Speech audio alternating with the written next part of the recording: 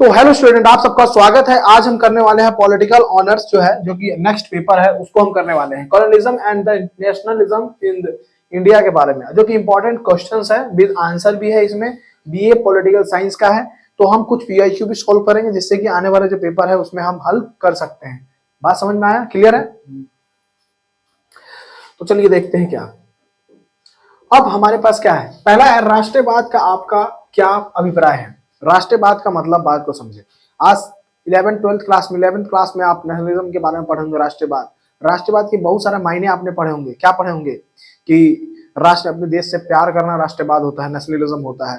आप अपने देश से के प्रति सम्मान जाहिर करते तो राष्ट्रवाद होता है। आप अपने झंडों को आप सम्मान देते हैं तो उसको राष्ट्रवाद कहते हैं। बात समझ में आया? तो इस तरह का राष्ट्रवाद जो है कुछ इस तरह का मुद्दा जो है वो काफी ज्यादा फेमस है। कोर्ट भी हेलो देख ले, ये राष्ट्रवाद वाला है, ये चैप्टर अभी शुरू ही किया। तो भारत में राष्ट्रवाद के अध्ययन के उपाक्षित और राष्ट्रवादी उपागमों का विवेचना करना है। तो सबसे पहले ये देखना है कि राष्ट्रवाद के उपागम क्या हो सकता है, इसके नियम कारक क्या हो सकते हैं।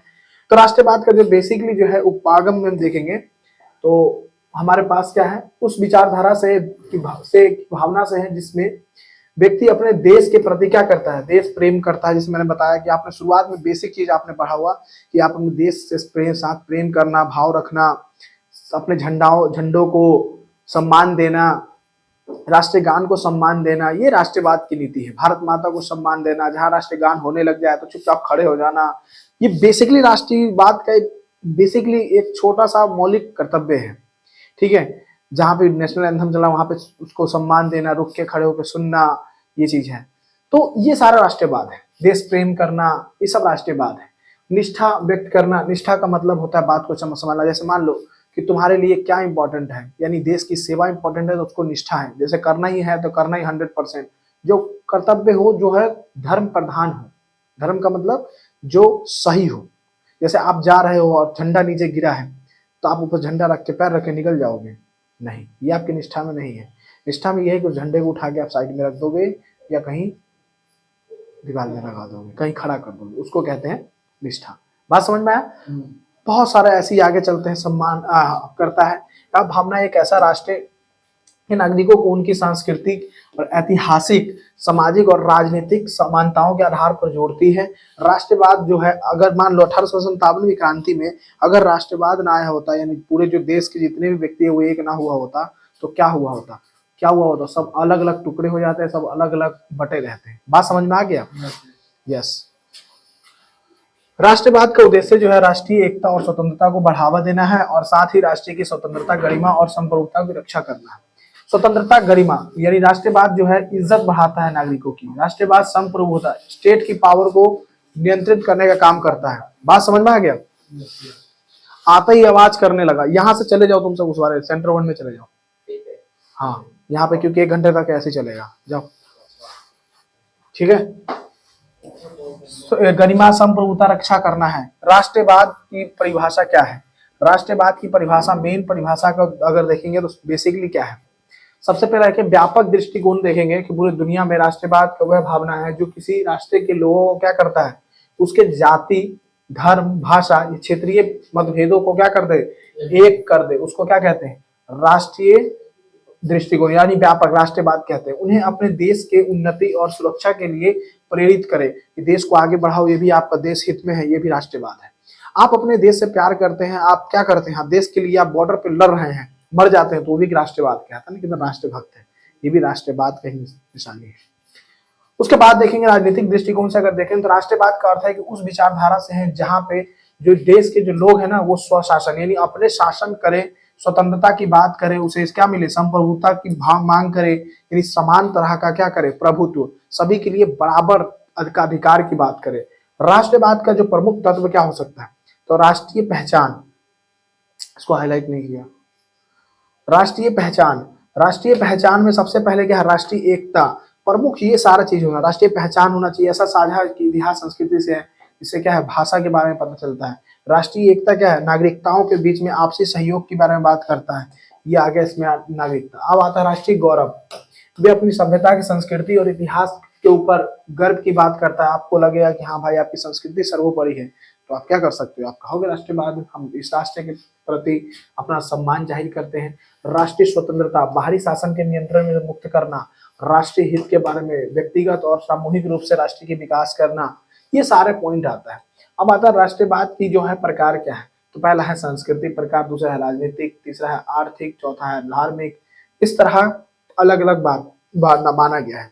संस्कृति राष्ट्रवाद ये बताता है कि जितनी भी भाषा है, धर्म है, परंपरा है, सभी को एक समान माना जाए, वो तब जाके राष्ट्रवाद कहलाता है।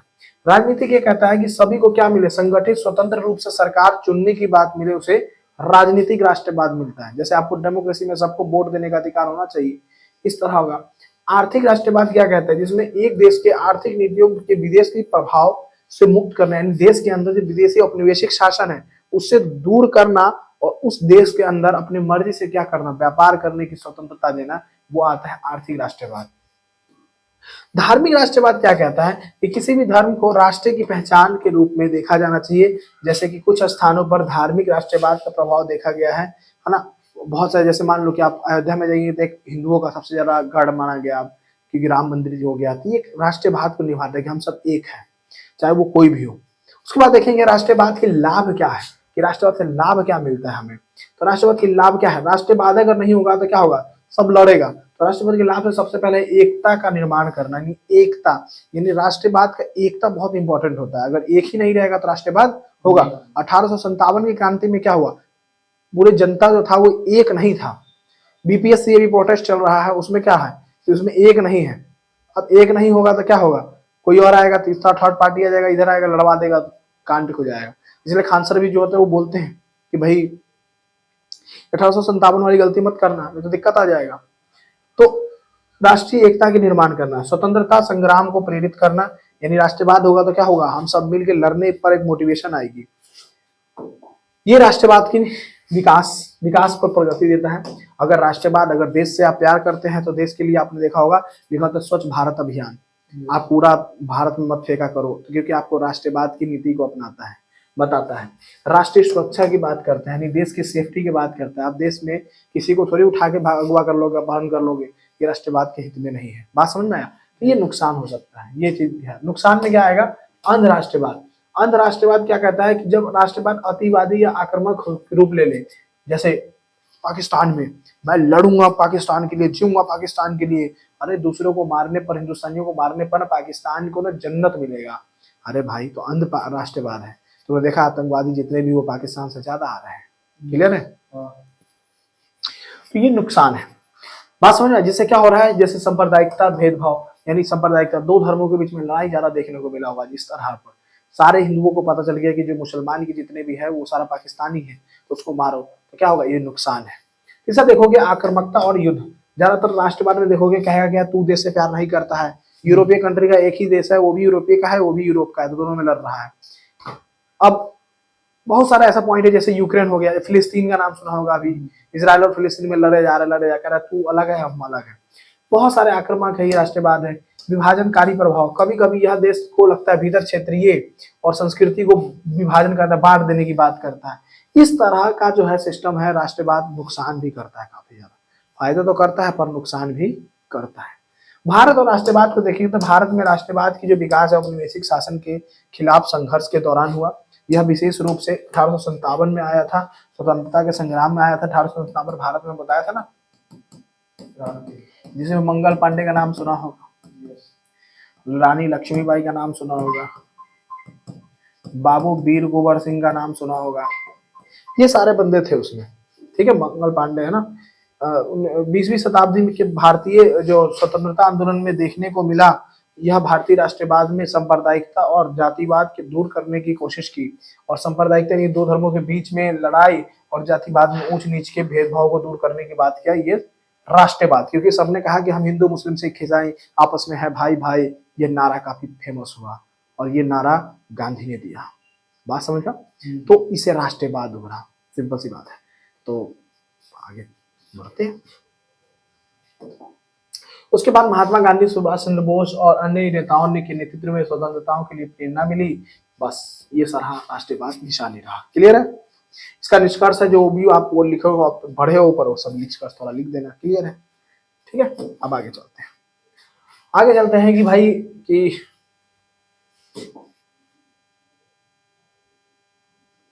हाँ, दूसरा क्वेश्चन ये है, हाईलाइट नहीं किया है ना इसलिए। दूसरा क्वेश्चन है 1935 में भारतीय अधिनियम के प्रमुख और जो मुख्य विशेषताएं के विस्तार से लिखिए। हाईलाइट नहीं किया। भारत के संविधान के विकास किसकी भूमिका क्या है? 1935 में भारतीय मुख्य विशेषताएं में अगर देखेंगे तो क्या है, भारतीय संविधान 1935 की बात बता रहा, भारतीय संविधान और शासन व्यवस्था में महत्वपूर्ण बदलाव लाने की बात चली थी। ऐतिहासिक अधिनियम था जो ब्रिटिश साम्राज्य द्वारा भारत के सरकारों को संचालन के लिए लागू किया गया था। यह अधिनियम भारतीय राष्ट्रीय आंदोलन के लिए प्रभाव और ब्रिटिश साम्राज्य के भीतर भारतीय को बढ़ते राजनीतिक अधिकारों की स्वीकार करने का परिणाम था। वो कहता था अंग्रेज लोग अपना कानून अपने पास रखो, कानून बनाओ तो जनता के हित में बनाओ कि भारतीय हिंदुस्तानियों के हित में बनाओ। ये यहाँ पर था अधिनियम 1935 का। ठीक है, अधिकारों का स्वीकार करने के लिए था। इससे भारतीय संविधान के निर्माण के लिए दिशा में एक महत्वपूर्ण माना जाता था। हालांकि यह पूर्ण स्वतंत्रता नहीं प्रदान करता था और ये पूर्ण स्वतंत्रता प्रदान नहीं किया। अंग्रेज ने सीधा छोड़ते हुए कहा कि अरे हिंदुस्तानियों, तुम्हारे पास ये बताओ कि तुम्हारे पास इतनी पावर है कि तुम कानून बना दो। तो भाई गांधी जी को चुभ गई। गांधी जी बोला यार बड़ा बंदा बोले, हमको अनपढ़ समझाया, हम जितना ज्यादा सम्मान कर रहे हैं तो हमको समझ रहा है क्या जो कमजोर है। तो ऐसे कहा कि हम बना देंगे, क्या दिक्कत है। तो नेहरू को बोला गया कि भाई कुछ करो। तो नेहरू ने बहुत सारे, जो जेनिंग्स नाम का एक होता है, कहते हैं कि जो विदेश का है बहुत पढ़ल है, उसको बुलाया गया संविधान बनाने के लिए। तो गांधी ने कहा कि यार देखो पहले तो समाज में बहुत ज्यादा लड़ाई झगड़ा है, दंगा उंगा है और जातिवाद भी है। तो यार अम्बेडकर भी काफी पढ़ा लिखा है, तो अम्बेडकर को बुलाओ। तो अम्बेडकर को प्रारूप समिति का अध्यक्ष बनाया जाता है संविधान सभा में, दलित वर्गों के लिए। हाँ, तो वो छूट दिया जाता है। पर उससे पहले बहुत सारा जातिवाद होता है, अम्बेडकर भी लड़ रहा होता है अपने दलितों के लिए। गांधी जी को भी लगता है यार इतना पढ़ा लिखा लोग आदमी जब हमारे घर में ही है तो हम बाहर के अंग्रेज को काहे बुलाएंगे बनाने के लिए। सिंपल सी बात है, हम भारत के आदमी से बनवाएंगे। तो अम्बेडकर बड़ा पढ़ा लिखा था। अम्बेडकर ने कहा कि प्रयास मैं कर सकता हूँ, तो उसने बनाया, कोशिश किया। देखो 1946 में पहली बैठक, 9 दिसंबर 1946 में पहली बैठक होती है, उसके बाद 13 में होती है, उसके बाद जाते सीधा 49 में तैयार होता है, 50 में लागू। देखो इस दुनिया में याद रखना, गांधी ने प्यार से बात करने की बात किया। इसीलिए जब इंसान सामने वाला अगर प्यार से बात ना माने तो कभी कभी उसको मुंह तोड़ जवाब देना भी होता है, क्योंकि गांधी ने इस चीज का जीता जागता एग्जाम्पल दिया, असहयोग आंदोलन। पहले सहयोग की बात करेंगे और अगर नहीं समझोगे तो फिर असहयोग करेंगे, और असहयोग इतना तगड़ा रहेगा कि तुम्हारे 7 पुश्ते याद रखेंगे। तो इस तरह का बात है कि कभी कभी क्या है कि आप कभी कभी हम चाहते हैं ना कि अच्छा से बात मान लें, पर क्या है ना कि गांधी जो है वो आपको नैतिकता की बात भी पढ़ा रहा है और नहीं सुनोगे तो तोड़ने की भी बात कर रहा है कि छूट देंगे पकड़ के तब समझ जाओगे। सिंपल सी बात है। तो असहयोग की भी बात कर रहा है कि जाओ भाड़ में जाओ तुम, हम तुम्हारी एक भी बात न मानेंगे। तो बड़ा बेवकूफ भी नहीं है। तो 1935 की जो कहानी था ना काफी इंटरेस्टिंग था, ये कहानी लिख सकते हैं उसमें जो अभी बताया। क्लियर है। उसके बाद इस अधिनियम के मुख्य विशेषताएं क्या रहा, केंद्र और प्रांतों के बीच में शक्तियों का बंटवारा। केंद्र और प्रांतीय के बीच में शक्तियों का बंटवारा में मतलब होता है कि भाई ये सेंट्रल के पास एक पावर रहेगा, एक स्टेट के पास पावर रहेगा, डिस्ट्रिक्ट के पास पावर रहेगा। वायसराय क्या है? वायसराय अभी बताता हूँ, आगे आता है। अब आता है केंद्र सरकार 1935 के अधिनियम में भारत की केंद्रीय सरकार का एक गठन करता है, जिसमें भारत के लिए एक वायसराय, वायसराय का मतलब जैसे प्रधानमंत्री होता है ना, तो उसमें एक गवर्नर था पावरफुल, वायसराय, उसको वायसराय कहते थे। बात समझे, जैसे आप प्रधानमंत्री कहते हैं ना, उसी प्रकार। अच्छा आज भी किंग है, मोदी जी किंग है ना, राजा है, और हम उसको प्रधानमंत्री कहते हैं क्योंकि लोकतंत्र है। उसमें लोकतंत्र नहीं था तो उसमें वायसराय कहते थे। बात समझ आया किंग को। जिससे कि इस भारत के लिए एक वायसराय और मंत्री परिषद की नियुक्ति होती थी। वायसराय को केंद्रीय सरकार के प्रमुख के रूप में कार्यभार सौंपा गया। जैसे आ गया मोदी जी केंद्रीय के रूप में, उसमें वायसराय कहा जाता है, आज प्रधानमंत्री कहते हैं, जो ब्रिटिश सरकार का प्रतिनिधित्व करता है। प्रांतीय विधानसभाओं में अधिनियम ने प्रांतीय विधानसभाओं को अधिक स्वायत्तता प्रदान की है। प्रांतों में सरकार के लिए एक मंत्री परिषद की गठन की गई थी, जिसे मुख्यमंत्री की अध्यक्षता है, जिसमें आगे मुख्यमंत्री की अध्यक्षता में कार्य करेगा, जो स्टेट में काम करेगा, जो कि आज भी तुम देखोगे तो काम करता है। जिसमें आता है 2 चैम्बर बना ली, 1935 में अधिनियम में संविधान की द्विचंबर प्रणाली में क्या कहा गया कि एक सभा जो होगा एक उच्च कक्ष का होगा, एक लोकसभा होगा। उच्च सभा वाला जो होगा वो कहाँ का होगा, विधानसभा का। यानी अभी जैसे स्टेट का काम करता है, यहाँ सेंट्रल का काम करता है। तो उस समय भी ऐसे 2 चैम्बर था, आज भी 2 चैम्बर है। आज 3 चैम्बर बन गया, आज डिस्ट्रिक्ट भी आ गया, 3 चीज आ गया है। इसलिए आपने पढ़ा होगा ना स्थानीय शासन। तीसरा में कौन है, स्थानीय शासन, जिसमें नगर निगम, नगर पालिका याद है, 73वां संशोधन 74वां, वो डाल सकते हैं, कोई दिक्कत नहीं है। दोनों कक्षों में विभिन्न प्रकार के प्रतिनिधित्व द्वारा भरा जाता था और उनके पास अलग अलग अधिकार होते थे, जिसमें लोकसभा निम्न कक्ष के होते थे और प्रांतीय जो होते थे वो स्टेट लेवल का होता था, अपर कक्ष से कहते थे। अब आता है प्रांतीय स्वायत्तता क्या है। यानी प्रांतीय स्वायत्तता का मतलब है कि प्रांत को राज्य बनाओ, राज्य को शक्ति दो। जैसे मान लो कि अगर राज्य को शक्ति ना दिया जाए, स्टेट को, पुलिस के अंदर यूपी पुलिस को ना, योगी जी को ना दिया जाए, तो फिर योगी जी तो भाई ऐसे ही नाम के लिए बैठे रहेंगे। अब पुलिस कोई और चुराएगा तो फिर कांड तो कोई और करेगा, सिंपल सी बात है। तो फर्क क्या होगा। इस प्रकार प्रांतीय अगर स्वायत्तता को देखेंगे तो अधिनियम में प्रांतीय स्वायत्तता के अवधारणा को पेश किया, तो इसमें प्रांतों को सरकार को संचालन में अधिक से अधिक सरकार अधिकार देने की बात किया। प्रांत का मतलब राज्य है, प्रांत का मतलब राज्य। जो डाउट अभी होगा ना तभी पूछ लेना, ताकि औरों को भी डाउट क्लियर हो जाए, ठीक है। प्रांतों को सरकार संचालन में अधिक से अधिक दिए गए, जिसमें लेकिन केंद्रीय सरकार ने प्रांतों के मामलों में हस्तक्षेप बनाए रखा और प्रांतों को अपनी नीतियों बनाने का अधिनियम था। लेकिन कुछ महत्वपूर्ण मुद्दों जैसे रक्षा, विदेश नीति, ये सब कहाँ पे डाल दिया गया, सेंट्रल में, कहा, केंद्र में। आज भी वायसराय की शक्तियों से सर्वोच्च, जैसे आज है, आज संचार उनचार जितने भी पढ़े होंगे ना, इसमें पढ़ा है संघ सूची। संघ सूची का निर्माण 1935 में किया गया ज्यादातर। अब आता चुनाव प्रणाली कैसा था, तो बेशक मताधिकार अधिनियम में के तहत पहली बार बेशक मताधिकार दिया गया, कदम उठाया गया, जिसमें व्यक्तियों को मत देने का अधिकार शामिल था। कुछ शर्तों के पूरा करने के लिए, जैसे संपत्ति या भुगतान की सब शर्तें थी। अधिनियम में भारतीय चुनाव प्रणाली का सुधार का पहला कदम था। इसी समय पहला सुधार कानून होना चाहिए कि भाई चुनाव कौन कौन देगा, चुनाव में कौन कौन लोग खड़ा होगा, चुनाव में कैसा चुनाव प्रणाली होना चाहिए। ऐसा तो नहीं है कि बैलेट पेपर मार देंगे, कोई और आके मार के चला जाएगा। सिंपल सी बात है, गन चला दिया, ले ससुरा लाल हमरा पे रे, घोड़ा पे डाल, चीटा पे डाल, तो ऐसा तो नहीं है कोई। तो चुनाव प्रणाली में क्या होना चाहिए, बदलाव होना चाहिए, उसकी बात करता है, सुधार होना चाहिए, जिसमें भारतीयों के अधिक राजनीतिक प्रतिनिधि मिले, जिसमें लगातार इस चुनाव के अंदर भारत के लोग खड़े हो, ना कि तुम्हारा अंग्रेज खड़ा हो। सिंपल सी बात है, बात समझ में आया। इसमें उर्दू और हिंदी अंग्रेजी के अधिकार, इस समय क्या था, अधिनियम में हिंदी और उर्दू को प्रांतों की कार्यकारी भाषाओं के रूप में मान्यता नहीं दी जा रही थी। और हालांकि जो वो बांग कर रहा था, अंग्रेजी को एक महत्वपूर्ण प्रशासनिक भाषा बना रखा था। पर आज भी तुम देखोगे तो जो सिस्टम में अंग्रेजी ज्यादा इंपॉर्टेंट है और हिंदी और उर्दू उतना इंपॉर्टेंट नहीं है, पर काम में ज्यादातर तुम देखोगे तो आज भी हिंदी उर्दू चलता है।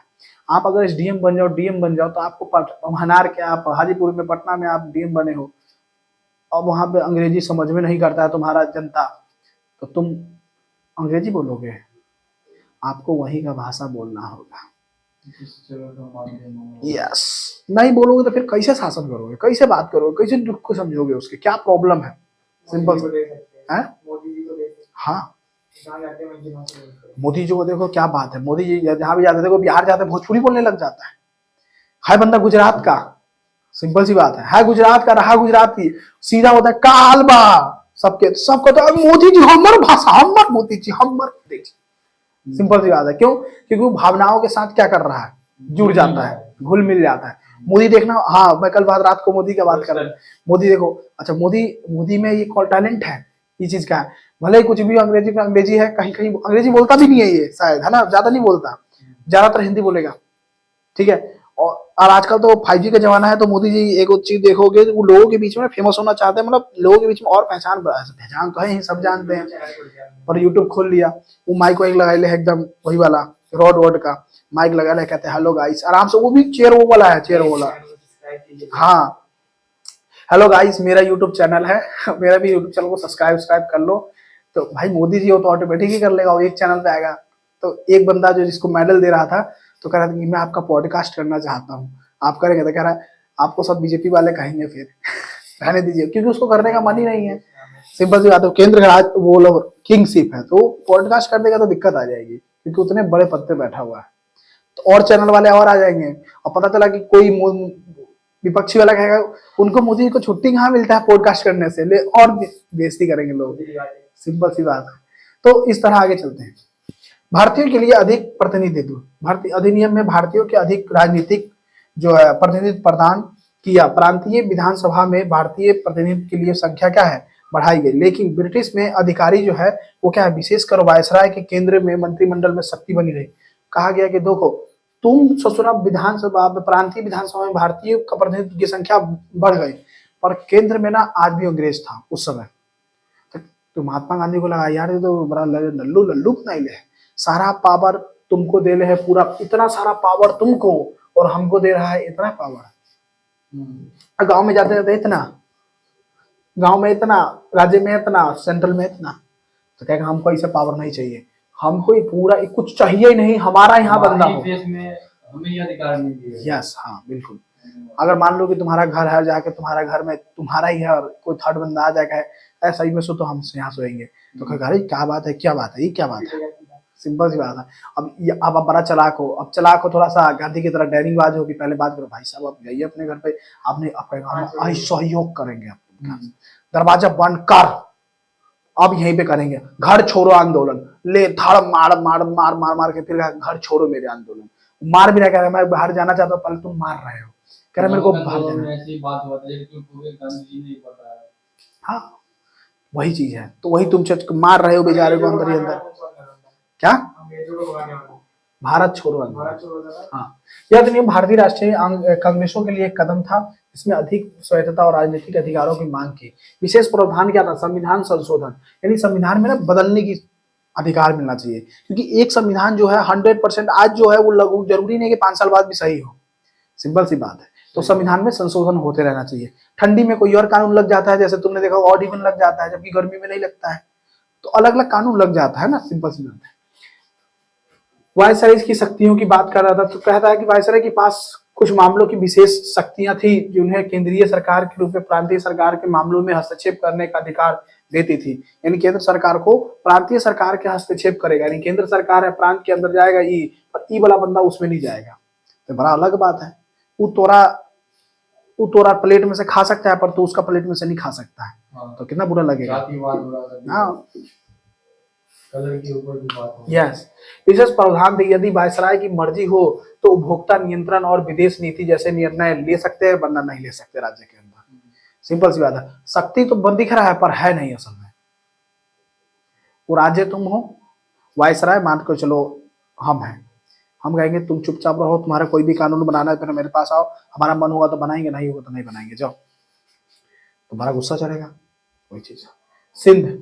सिंध जो है एक प्रांत के रूप में शामिल किया गया और बंबई प्रांत से अलग किया गया। सिंध को प्रांत के रूप में, सिंध का मतलब होता है जैसे जो भी पाकिस्तान के कुछ एरिया में है ना,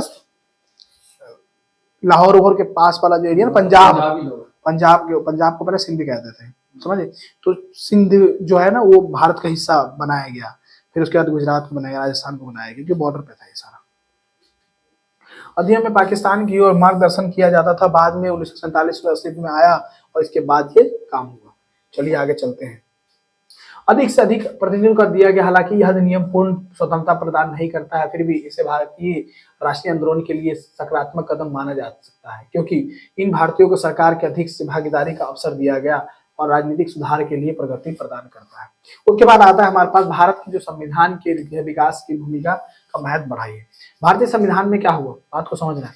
भारतीय संविधान 1935 के अंदर जो है एक महत्वपूर्ण मील का पत्थर था। इस मील का पत्थर का मतलब होता है कि यह संविधान जो था, मील का पत्थर का मतलब होता है कि भाई बहुत मुश्किल था इसको बनाना, पर धीरे धीरे क्या हुआ, इस अधिनियम में भारतीय संविधान की नींव रखी गई और भारतीय राजनीति में कई महत्वपूर्ण सुधार किए गए, जिन्हें बाद में भारतीय संविधान में शामिल किया गया। हालांकि यह अधिनियम पूर्ण रूप से स्वराज या स्वतंत्रता प्रदान नहीं करता था, जैसे राजनीतिक को पूरी शक्ति प्रदान नहीं करता था जब संविधान बना था, अब धीरे धीरे शक्ति प्रदान होने लगा। आज भी देखो, आज भी वोट में देखो करप्शन चलता है, सिंपल सी बात है। इसका भारतीय संविधान निर्माण में अहम योगदान रहा, सिंपल सी बात है। बात समझ में आया। शिक्षा पर इसी का पॉइंट था ये, ठीक है। अब आता है तीसरा क्वेश्चन। तीसरा क्वेश्चन बताता है शिक्षा पर ब्रिटिश और औपनिवेशिक नीति क्या थे। शिक्षा पर क्या था, शिक्षा पर जो ब्रिटिश सरकार था वो किस तरह अपना पकड़ बना रखा था। क्योंकि किसी भी देश को अगर तुम्हें बर्बाद करना हो ना, तो उस देश की ना एजुकेशन प्रणाली को ना तुम खत्म कर दो, वो देश बर्बाद है। तुम किसी भी व्यक्ति को बर्बाद करना चाहते हो ना, सबसे पहले उसके एजुकेशन को तुम छीन लो, वो बर्बाद। तुम उसको मारो मत, तुम उसको भड़काओ मत, तुम उसका एजुकेशन छीन लो, पूरी जिंदगी वो बर्बाद। सिंपल सी बात है, बात समझा। उसी प्रकार जो ब्रिटिश जो है वो यही काम किया। देखो, ब्रिटिश ने औपनिवेशिक शासन के दौरान भारत की शिक्षा नीति का क्या किया, उद्देश्य मुख्य औपनिवेशिक प्रशासन के लिए क्या एक ऐसा वर्ग तैयार किया जो अंग्रेजी संस्कृति और भाषा से परिचित हो और ब्रिटिश सरकार के प्रति वफादार हो। वो कहा कि ऐसा सिलेबस लाओ कि सब पढ़े और ये हमारा ही काम करे। इसलिए आज पढ़ते हो A for apple, B for ball, C for cat, ये सब अभी पढ़ते हो। सिंपल सी बात है। क्यों असनार का ही नहीं पढ़ रहे हो पहले? आप जितने पब्लिक स्कूल है आप जाके देखो, असनार नहीं पढ़ाया जाता। मैं पढ़ाता हूँ असनार पहले, पर इंग्लिश बच्चे हैं, अब उसके पेरेंट्स बोले आप असनार मत पढ़ाइए, हम पढ़ा देंगे, आप इसको पहले इंग्लिश सिखाइए। इसका मतलब है कि वो वफादार आज भी किन का है? अंग्रेजों का। अंग्रेज चले गए फिर भी आज उसका मानसिकता है अंग्रेजों वाली है। इसलिए तुम जाओ जापान में तो क्या इंग्लिश बोलते हैं? नहीं, चाइनीज चलता है, जापानीज बोलते हैं। चाइना में चलो जो चाइनीज है, ये देखो चाइना की कंपनी है मैक्सअप, तो ये भी चाइनीज ही है। उसमें देखो चाइनीज लिखा हुआ है, इंग्लिश कम लिखा हुआ है, चाइनीज लिखा हुआ है। बेच रहा है माल चाइनीज में, बेचूंगा, इंग्लिश नहीं बेचूंगा। फिर क्यों? क्योंकि वो अपने देश से प्यार करते हैं। आज इंडिया इसी का है परिणाम। आज पता चल रहा है मानसिकता क्या है। निम्नलिखित बिंदुओं पर साझा किया जा सकता है। पहला देखिए क्या है, मैकॉले का मिनट क्या है। देखो मैकॉले का मिनट क्या है। थॉमस मैकॉले ने अपने मिनट ऑन द एजुकेशन में यह तर्क दिया कि ब्रिटिश सरकार के जो है भारतीय को अंग्रेजी माध्यम से शिक्षित करना चाहिए। कैसा माध्यम से? इंग्लिश मीडियम से। क्या, कौन सा मीडियम? इंग्लिश मीडियम से करना चाहिए। उन्होंने इसे फिल्टर थ्योरी कहा, जिसके तहत एक छोटा शिक्षित वर्ग, जिसे ब्राउन साहब कहा जाता है, ब्राउन साहब यानी ब्राउन मतलब काला आदमी कहा जाता है, यानी काला आदमी है पर वो साहब हो जाएगा क्योंकि थोड़ा सा पढ़ लेगा इंग्लिश। इसलिए पहले जमाने में इंग्लिश पढ़ने वाले को साहब कहा जाता था कि साहब जी आ गए, टाई लगा लिए, कोट लगा लिए, सब क्या है? अंग्रेजों का है सिस्टम है। आज हम लगा के पहना रहे हैं। अब ऐसा क्यों हो रहा है? अब ऐसा क्यों? अंग्रेजी की मानसिकता नहीं, लोग ऐसा है, और ऐसा नहीं करेंगे तो फिर कहेगा बेकार है। तो हमें भी समाज में चलना पड़ता है। पर आज भी वह टोपी लगा लें गांव वाला, बाकी हमारा बच्चा सब बोलता है कि आप कपड़े ऐसे टोपी मत लगाया करो, पर यार सुकून ही इसमें आता है। मुरेठा, ये लोग भारतीय जनता और ब्रिटिश सरकार के बीच मध्यस्थ की भूमिका निभाते थे। प्रभाव क्या है? अब मध्यस्थ यानी भारतीय जनता और ब्रिटिश के बीच में, ये जो नवाब था ना ब्राउन साहब का काम था कि भारतीय लोग और अंग्रेज के लोगों के बीच में बातचीत करना। बात समझ में आया? संवाद करवाना, इसी को कहते थे ब्राउन साहब। क्लियर है? कि अपना अंग्रेज आया है, किसी को लूटना है तो पहले उसकी बातों को समझना होगा ना। सोचो, ब्राउन मुंडे, अच्छा, बात समझ में आए? तो सिंपल सी बात है, ब्राउन मुंडे रखता था ब्रिटिश। और तो भारतीय लोग तो बोलते हैं ना ब्राउन मुंडे। हाँ, तो अंग्रेज ऐसे ही बुरे होते हैं। हाँ, अब तुम सोचो ना कि क्या सिस्टम है। मतलब आया 2-4 लोग और पूरे भारत को लपेटे में लेके चला गया। यस। अब तुम कहोगे यार भारत ही तो ईमानदार था, बेचारा वो करे। ईमानदार नहीं तो तुम हरामखोर थे, इसलिए तुम्हें लूट रहा था। नहीं, उस समय भारत में एजुकेशन में शिक्षा कम था ना। अरे क्या बात करता है, एजुकेशन नहीं था क्या? शिक्षा कमी था? क्या बात कर, कौटिल्य सब पढ़ाया नहीं है अभी तक। एजुकेशन तो हमसे ज्यादा उस समय था यार। उस समय की मानसिकता थी भेदभाव। अंग्रेजों को पता चल गया कि साला ब्राह्मण और दलित में दोनों में छुआछूत की बात चल रहा है, और इन्हीं में क्रूरति ज्यादा। ब्राह्मणवाद वाला नहीं देखा था, ब्राह्मणवाद सर पे चढ़ गया था। उससे पहले नहीं था, वर्ण व्यवस्था जब था तब उतना कहाँ था, वो पकड़ लिया। मैंने कहा नहीं, जिसको भी बर्बाद करना पहले उसकी कमजोरी पकड़ो और खींच दो, वो खत्म हो जाएगा। भारत ने यही तो किया, भारत के साथ पहले कमजोरी पकड़ लिया। अरे इस सारा समाज में सती प्रथा है, इस समाज में छुआछूत है, इस समाज में ब्राह्मणवाद है, इस समाज में मरने के बाद 13वीं पर ब्राह्मणों को पंडितों को खाना खिलाना है, ये खाना खिलाना है, ये है। ला ससुर हम में नमक खीर मार देते हैं, मिर्ची उर्ची, इसी में पता चल जाएगा। लड़वा दिया, ले धड़ा लो। इसलिए याद रखना, जब तुम एकता नहीं रहोगे ना, एक नहीं रहोगे, तो बेटा तुम्हें हर कोई लूट के चला जाएगा, मार के चला जाएगा। इसलिए थोड़ा संगठित रहो, फिर यही बात है, शिक्षित बनो, संगठित करो, फिर संघर्ष करो, हमारे अम्बेडकर जी का कहना है ना। दूसरा, अंग्रेजों की शिक्षा का माध्यम बनाया गया, अंग्रेजी शिक्षा का इंग्लिश मीडियम के माध्यम बनाया गया। पारंपरिक जो है, पारंपरिक ट्रेडिशनल जो इंडियन एजुकेशन पद्धति था, वो भाषाओं जैसे संस्कृति, फारसी, अरबी, इनको क्या हसिया पर डाल दिया गया। हसिया का मतलब बहुत कम लोग पढ़ने वाले होंगे, क्योंकि ये पढ़ के तुम्हें कुछ नहीं होने वाला है। जैसे आज मल्टीनेशनल कंपनी में काम करना है तो आपको इंग्लिश आना चाहिए। तो हम आगे देखते हैं, आगे है वुड का डिस्पैच क्या है। तो अरबी हिंदुओं को क्या कर दिया, हिंदी भाषा अरबी को क्या कर डिस्पैच कर दिया, मतलब हसिया में डाल दिया। वुड ऑफ डिस्पैच क्या है? चार्ल्स वुड का डिस्पैच ब्रिटिश भारत में शिक्षा के क्षेत्र में एक महत्वपूर्ण दस्तावेज माना जाता था। इसे भारतीय शिक्षा का मैग्ना कार्टा को कहा जाता है। क्या कहा जाता है? वुड ऑफ डिस्पैच को ब्रिटिश भारत में शिक्षा जो है के क्षेत्र में एक महत्वपूर्ण दस्तावेज किसको माना जाता है? ब्रिटिश अंग्रेजी भाषा को। क्या कहते हैं? मैग्ना कार्टा का मतलब होता है कि इंपॉर्टेंट क्या है, मैग्मा की तरह क्या है, गर्म एकदम ताजा ताजा इंपॉर्टेंट जो है वो इंग्लिश मीडियम भाषा है, इंग्लिश इंपॉर्टेंट है, वो अपना माध्यम डाल दिया। हाँ हाँ, उसे काम करवाना है तो इंग्लिश बोल दिया, बस यही है, इसलिए वो मैग्मा कार्टा जी का रहता है। इसके मुख्य बिंदु देखेंगे तो प्राथमिक शिक्षा क्या था, उच्च शिक्षा, तकनीकी शिक्षा को बढ़ावा देने के लिए सिफारिश करने लगे।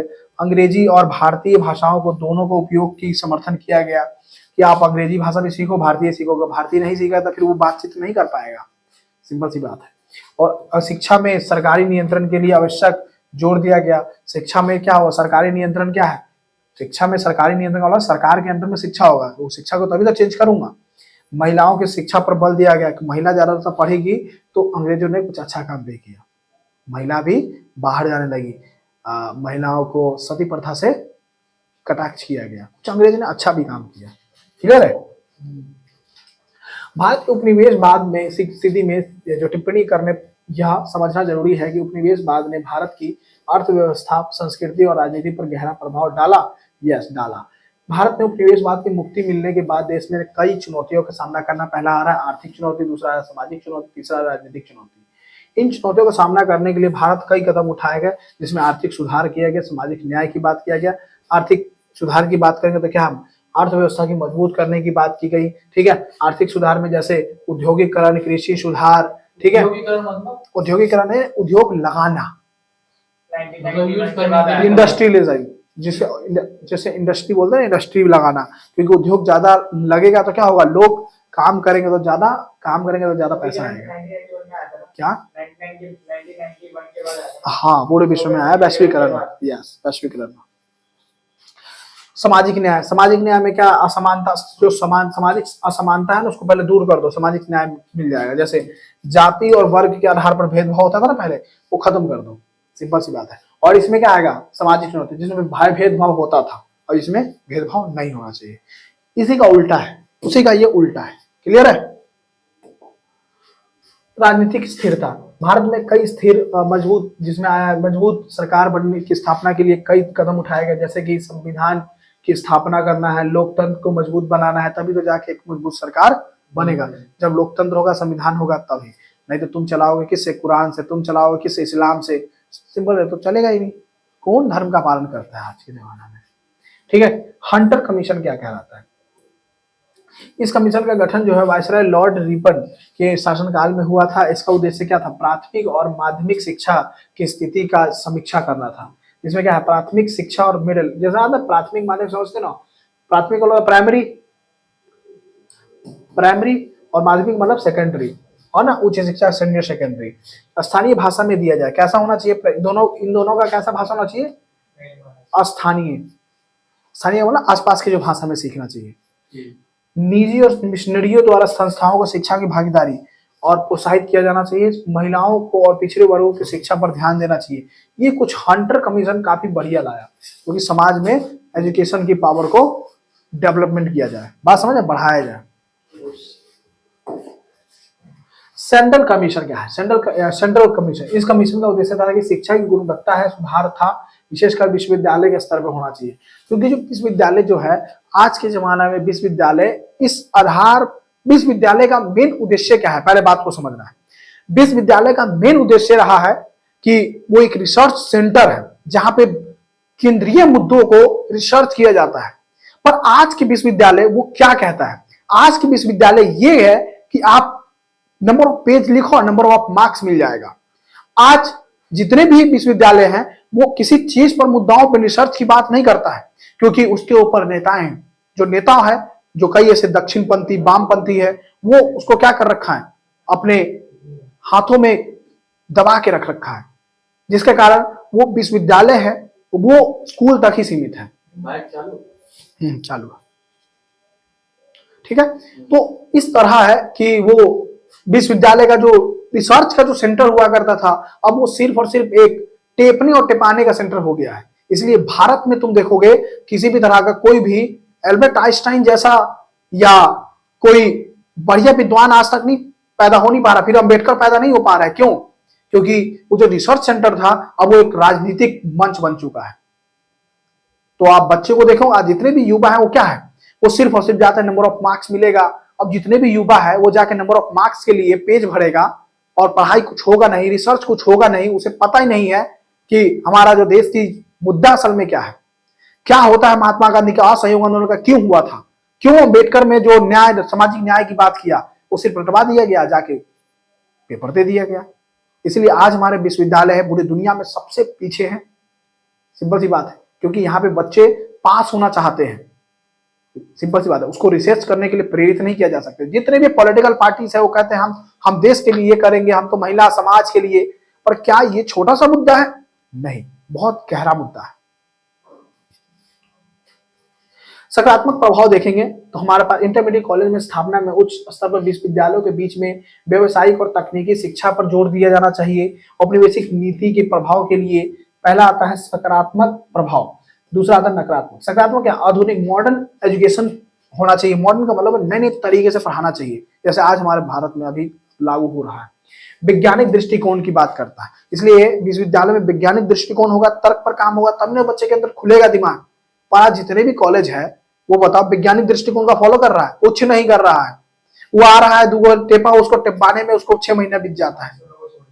सिंपल सी बात है। साइंस भी है तो साइंस में है तो उस कॉलेज में जाने के लिए, आईटी बॉम्बे जाने के लिए उसको बहुत बड़ा एग्जाम निकालना पड़ेगा। सिंपल सी बात है।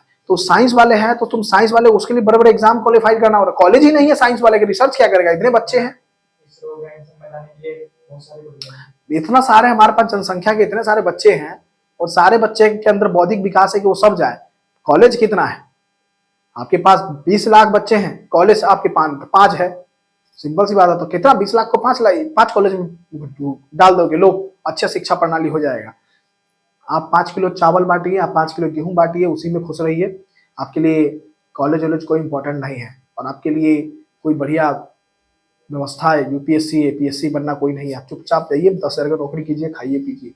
नकारात्मक प्रभाव क्या है? सामाजिक सुधार व आंदोलनों के बल मिला है और भारतीय राजनीतिक संस्कृति और परंपरागत शिक्षा प्रणाली के हास हो गया, जिससे अंग्रेजी भाषा का वर्चस्व से क्या हुआ, वर्ग विभाजन के भेदभाव और बढ़ता गया और शिक्षा परिदृश्य में औपनिवेशिक नीति के प्रभाव का आलोचनात्मक विश्लेषण किया गया कि ब्रिटिश औपनिवेशिक जो है शिक्षा नीति का प्रभाव करके भारतीय समाज पर गहरा असर डाल रही है, जिसका उद्देश्य क्या है, भारतीय ब्रिटिश प्रशासन के लिए सहायक बने। जो भारतीय है वो ब्रिटिश के अंदर सरकार के अंदर काम करने में सहयोग करे। क्लियर है? अथवा यद्यपि इन नीतियों के आधुनिक शिक्षा प्रणाली की नींव रखी गई और इसके लेकिन इसके कई नकारात्मक पहलू भी निकल कर आया। उसके बाद आता है यह आलोचनात्मक विश्लेषण के निम्नलिखित बिंदु देखा गया, जिसमें पहला पॉइंट आता है उपनिवेशवाद के बाद स्थिति में टिप्पणी करने से पहले यह समझना कि उपनिवेशवाद में भारत की अर्थव्यवस्था, संस्कृति और राजनीति का गहरा प्रभाव डाला था। यस, डाला गया, क्योंकि जो अंग्रेज जो पढ़ाया गया वो अंग्रेजी अपने एजुकेशन इसलिए पढ़ाया गया, दिया गया ताकि वो उसका काम चल सके आगे। बात समझ में आया? इसलिए आप किसी कंपनी में जाओ तो सबसे पहले आपको ट्रेनिंग देता है काम करने का, तभी तो करोगे, आप सीखोगे तभी तो। सिंपल सी बात है। भारत को उपनिवेशवाद की मुक्ति मिलने के बाद देश ने कई चुनौतियों का सामना किया, जिनमें कुछ उत्तर है आर्थिक चुनौतियां रही, जिसमें कि क्या है, इसको यहाँ लिखना था। उपनिवेश के दौरान भारत की अन्य जो अर्थव्यवस्था में ब्रिटिश सरकार द्वारा नियमित किया गया, जिससे कि देश के अंदर आर्थिक स्वतंत्रता की बात पर सामाजिक चुनौती क्या है, समाज में जाति वर्ग के आधार पर विभाजन पैदा किया गया, जिससे सामाजिक असमानता बढ़ती चली गई। दूसरा राजनीतिक चुनौती, वही वाला डाल देना, जिसमें क्या हुआ, जटिलता बढ़ती गई, जिसमें कि भारतीय लोगों को उच्च पदों पर जाना बाध्य कर दिया गया। आर्थिक चुनौती सुधार क्या किया गया, इसमें अपने अर्थव्यवस्था को मजबूत करने की बात चली गई, जैसे कि उद्योगीकरण, ये वही वाले पॉइंट है। सामाजिक न्याय, इसमें समानताओं को दूर करना है। राजनीति की वही वाला डाल रखा है, राजनीति की स्थिरता, है ना, वही वाला है ना, ये सारा वही वाला आंसर है। अगला है सांप्रदायिकता का उदय कैसे होता है। सांप्रदायिकता का मतलब पहले समझो, दो धर्मों के बीच में लड़ाई हो रहा है, वो हिंदू धर्म है, एक मुस्लिम धर्म, दोनों के बीच में लड़ाई होना वो सांप्रदायिकता कहलाता है। अब उसका मेन पॉइंट है वो डाल देना। पहला है ब्रिटिश शासन में नीतियां। ब्रिटिश सरकार ने भारत में सांप्रदायिकता विभाजन को बढ़ावा देने के लिए कई नीतियों को लागू किया गया, जैसे कि 1909 में मॉल मिंटो सुधार, जिसमें मुसलमानों को अलग निर्वाचन क्षेत्र प्रदान करता है और हिंदुओं के लिए अलग। आर्थिक और सामाजिक असमानता। भारत में आर्थिक और सामाजिक असमानता में सांप्रदायिकता तनाव को बढ़ावा दिया गया, क्योंकि विभिन्न समुदायों के बीच में संसाधनों और अवसरों की लड़ाई होती थी। इसलिए अमीर जो था वो ज्यादा संसाधन यूज करता था और गरीब कम। उसके बाद धार्मिक और संस्कृति मतभेद क्या हुआ, भारत में विभिन्न धर्म के बीच में मतभेद हो गया। ठीक है, असहिष्णुता, मतलब असहिष्णुता का मतलब है कि किसी को ना देख के ना माया नहीं आता था। सहिष्णुता का मतलब आना, असहिष्णुता नहीं आना। ठीक है, दया आना। सांप्रदायिकता तनाव को और बढ़ावा दिया। राजनीतिक और सामाजिक आंदोलन। भारत में राजनीतिक और सामाजिक आंदोलन जैसे भारतीय राष्ट्रीय कांग्रेस के मुस्लिम ने इसके बीच में चलता गया, है ना, ये सब पॉइंट है। क्लियर है, तो इसका हाँ इसके लिए इतना ही है। और कुछ इंपॉर्टेंट क्वेश्चंस है, कुछ इंपॉर्टेंट क्वेश्चंस के ऊपर अगर हम बात करें तो हम इसमें डाल सकते हैं क्या, पंडित ने डाल सकते हो, पंडित रिपोर्ट कमेटी, ये अभी थोड़ा डाल सकते हो, इंपॉर्टेंट हो सकता है ना। पंडित रिपोर्ट कमेटी का है। और डाल सकते हो क्या, भारत छोड़ो, गांधी के ना, गांधी के 4 आंदोलन, हाँ 4 आंदोलन है ना, उसको पढ़ लो, हो जाएगा। आंदोलनों को वर्णन करें, बस इतना ही कर लोगे तो क्लियर है। Thank you. इन 4 आंदोलनों को कर लोगे तो क्लियर हो जाएगा। बस आज के लिए इतना ही, और बाकी और हम वीडियो डालेंगे। और हाँ 11th क्लास का जो क्लास है वो चलता रहेगा, अगले भी चलेगा, नेक्स्ट से शुरुआत करेंगे। और बाकी मिलते हैं नेक्स्ट वीडियो में। अभी के लिए इतना ही। जय हिंद, धन्यवाद।